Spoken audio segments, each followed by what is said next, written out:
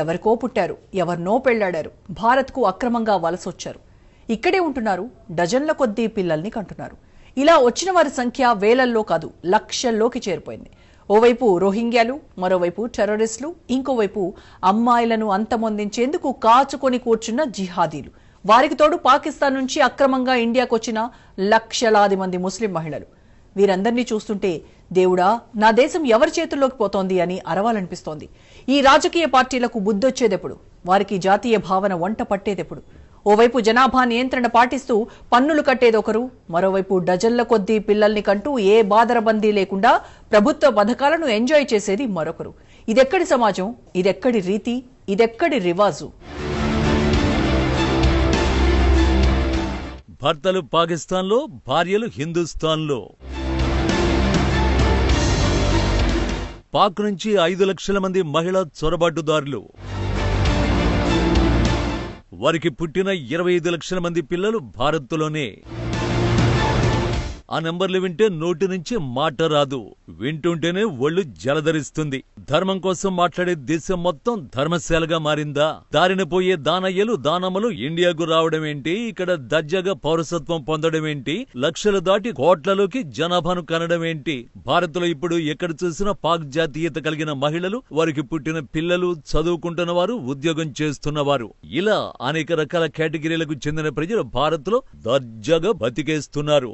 ఒక రకంగా చెప్పాలంటే పాక్ పురుషులకు భారత్ అత్తవారిల్లుగా మారితే మహిళలకు తల్లిగారి ఇల్లులాగా మారిపోయింది.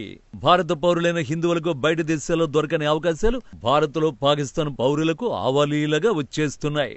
ఈ విషయం వింటుంటేనే నమ్మబుద్ధి కావడం లేదంటున్నాడు సామాన్యుడు.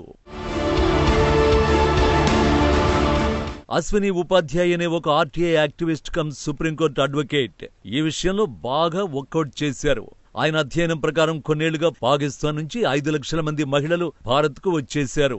భర్తలు పాకిస్తాన్లో ఉంటే భార్యలు మాత్రం భారతదేశంలో ఉంటున్నారు. వింటుంటేనే అనుమానాలు కలుగుతున్నాయి కదా. భర్తలు ఒక చోట, భార్యలు ఒక చోట ఉంటారా ఎక్కడైనా? ఇందులోనే ఏదో తెలియని మతలబు ఉందని అంటున్నారు సామాజిక పరిశీలకులు. ఆ వివరాల లోతుల్లోకి వెళ్లే ముందు అశ్విని ఉపాధ్యాయ అధ్యయనంలో ఏం తేలిందో ఆయన మాటల్లోనే విందాం. भारत में जो जानकारी मिल रही है वो बहुत ही खतरनाक है और बहुत ही चौंकाने वाली है। 5000 महिलाएं पाकिस्तान के लोगों से निकाह करके भारत में बैठी हुई हैं। 5 लाख। और जो महिलाएं भारत में हैं जिन्होंने पाकिस्तानियों से निकाह किया है उसमें किसी के 8 बच्चे, किसी के 9 बच्चे, किसी के 6 बच्चे, 5 से कम तो मिल ही नहीं रहे। 10-12 बच्चे वाले भी परिवार मिल रहे। अगर एवरेज 5 बच्चे मान के चलिए तो 5 लाख महिलाओं से लगभग 25 लाख बच्चे जिसके फादर पाकिस्तानी हैं, वो 25 लाख बच्चे भारत में रह रहे हैं। और वो बच्चे कोई छोटे भी नहीं, वो बड़े हो चुके हैं, उनका शादी विवाह भी हो चुका है। तो यानी 5 लाख महिलाओं ने पाकिस्तानियों से शादी किया, उनके ऑन एन एवरेज लगभग 25 लाख बच्चे पैदा हुए। वो मां भी, वो दादी भी बन गई हैं, वो नानी भी बन गई हैं और वो अम्मा भी बन रही हैं। तो लगभग 25 लाख नाती और पोते। ఓ అంచనా ప్రకారం పాకిస్తాన్ నుంచి 5 లక్షల మంది మహిళలు వస్తే వారికి సగటున 5 మంది పిల్లలు అనుకుంటే మొత్తం పిల్లలు 25 లక్షలుగా అంచనా వేస్తున్నారు. ఇది ఒక భర్తకు కలిగిన పిల్లల అంచనా మాత్రమే. అంతకు ముందు భర్తలకు పుట్టిన వారిని ఇందులో కలపలేదు. 10 ఏళ్ల క్రితం వచ్చిన వారు ఇక్కడే చదువుకుంటున్నారు. ఆడపిల్లలైతే ఎదిగి పెద్దవాళ్ళవుతున్నారు. అంతకు ముందు వచ్చి స్థిరపడిన వారు పెళ్లిళ్లు చేసుకుని అమ్మలు, అమ్మమ్మలు, ముసలమ్మలు కూడా అయిపోతున్నారు. ఈ విషయంలోని లోతుపాతులు ఇప్పటిదాకా బయటపడలేదు. పహల్గాంలో హిందువుల మీద దాడి పుణ్యం అని భారత ప్రభుత్వం ఈ అంశంపై పూర్తిగా ఫోకస్ చేసింది. ఏ ముస్లిం దేశం నుంచి కూడా భారత్కు ఇలా అక్రమంగా వస్తున్న మహిళలు కనిపించరని అశ్విని ఉపాధ్యాయ్ అంటున్నారు. దుబాయ్, సౌదీ, కువైట్ ఇలా ఏ దేశం తీసుకున్నా కూడా భర్తల్ని అక్కడ వదిలేసి మహిళలు మాత్రం ఇండియాకు వచ్చి స్థిరపడాలనే స్కీమ్ ఎక్కడా అమల్లో లేదు. మరి పాకిస్తాన్ భర్తలు మాత్రమే ఇలాంటి స్కీమును ఎందుకు అమలు చేస్తున్నారనే ప్రశ్న ఇప్పుడు తీవ్ర రూపం దాలుస్తోంది. అందరినీ ఆలోచింపజేస్తోంది. భర్తలను అక్కడ వదిలేసి మహిళలంతా భారత్కు ఎందుకొచ్చారు? అది కూడా ముస్లిం మహిళలే కావడం ఆందోళన కలిగించే అంశంగా మారింది. ఎప్పుడొచ్చారో, ఎలా వచ్చారో తెలియదు. కొందరు కోవిడ్కి ముందు వచ్చారట, కోవిడ్ లో ఇరుక్కుపోయి పోలేకపోయారట, లాంగ్ టర్మ్ వీసాకు అప్లై చేసుకున్నారట.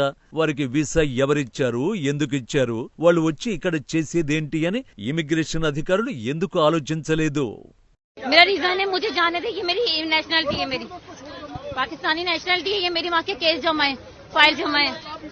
मेरी वीजा मेरे पास मौजूद है, बस हमसे सब कुछ दिखा दिया। वो उनसे कह रहे मैं कुछ नहीं कर सकते, ऑर्डर ऊपर से, जब तक ऑर्डर नहीं होगा हम कुछ नहीं कर सकते। मेरी शादी 20 साल से पाकिस्तान में हुई, मुझे वहाँ नेशनलिटी नहीं मिली है।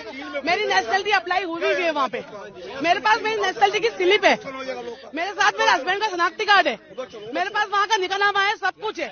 मेरी बच्चियाँ कैसे जाएगी? पाकिस्तान में हुआ है। री एंट्री वालों को इजाजत दे दे सर, मेरे बच्चे मर जाएंगे सर, प्लीज री एंट्री वालों को वीजा दे दे। मेरा नाम रूमा नाज है, मेरे 2 बच्चे हैं, मेरे हस्बैंड वहाँ इंतजार कर रहे हैं, मेरे 2 बच्चे हैं, 2 साल का, 1 5 साल का। मेरे बच्चे मर जाएंगे, वो अकेले नहीं रह सकते। Please sir, I am request, reentry वालों को वीजा दे दें please sir, please I am request. ముస్లిం మహిళల కాపురాల విషయంలో అనేక లోగుట్టు అంశాలు బయటపడుతున్నాయి. అవి అనుమానాలే కావచ్చు, లేదా నిర్ధారణ కాబోయే రుజువులే అనుకోండి. ఒళ్లు జలధరించే సంగతులపై లోతైన చర్చ నడుస్తోంది. ఇందులో పాకిస్తాన్ మహిళలు మాత్రమే కాక భారత్లోని మహిళలు కూడా ఉండడం విశేషం. పాకిస్తాన్లో పెళ్లై ప్రెగ్నెన్సీ వచ్చిన తర్వాత మహిళలు పొలోమని భారత్కు వచ్చేస్తున్నారు. ఇక్కడే డెలివరీ చేసుకుంటున్నారు, బాబునో పాపనో కనేస్తున్నారు. 45 రోజులు లేదా టెంపరరీ వీసా సౌకర్యాన్ని ఉపయోగించుకుంటున్నారట.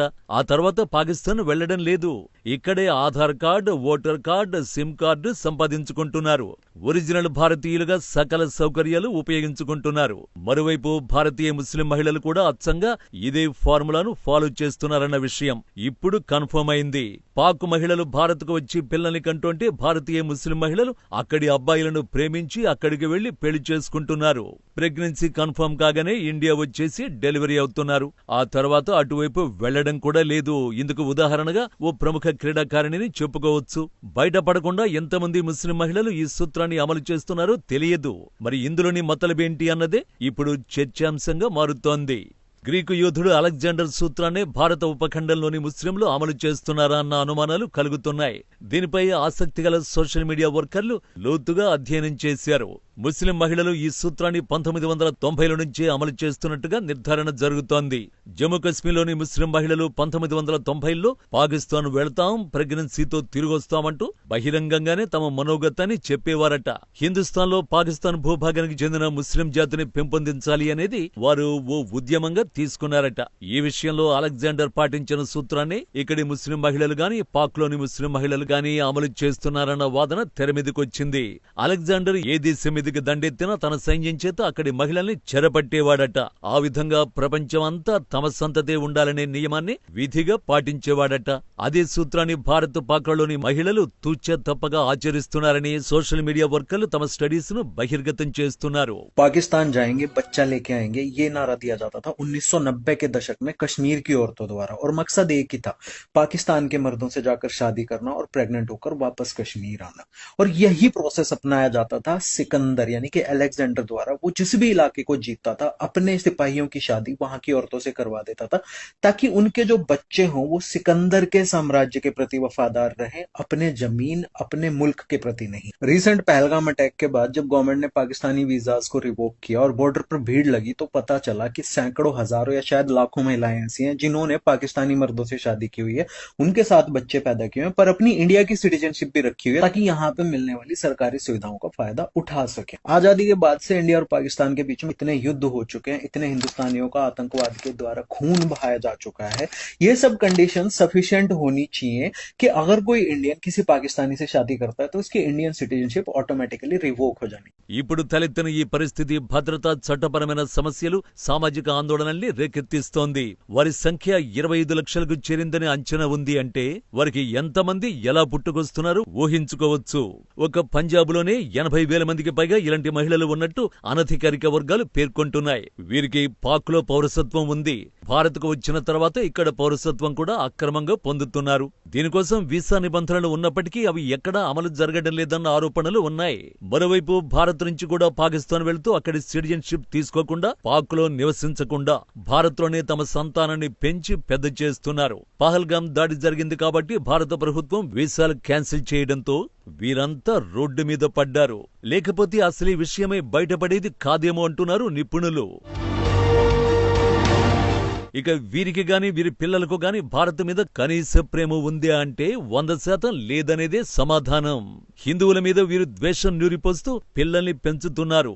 దీంతో వారు చిన్నప్పటి నుంచే హిందువులను కాఫీర్లుగా సంబోధిస్తూ అరాచక శక్తులుగా ఆవిర్భవిస్తున్నారు. వీరి ద్వారా దేశానికి చెందిన కీలకమైన సమాచారం సరిహద్దులు దాటుతోందన్న ఆందోళన కలుగుతోంది. ఉద్దేశపూర్వకంగా గూఢచర్యానికి పాల్పడ్డం, ఉగ్రవాద కార్యకలాపాలకు సంబంధించిన సమాచారాన్ని బదిలీ చేసే అవకాశం ఉందని కొందరు భావిస్తున్నారు. నిజానికి ఈ సమస్య ఈ ఒక్కరోజే పుట్టింది కాదు. ప్రధాన స్రవంతి మీడియాకు దేశ ప్రజలందరికీ తెలియచేయాల్సిన బాధ్యత ఉన్నా ఆ మీడియా ఎక్కడా తన కర్తవ్యం నిర్వహించడం లేదన్న వాదన ఉంది.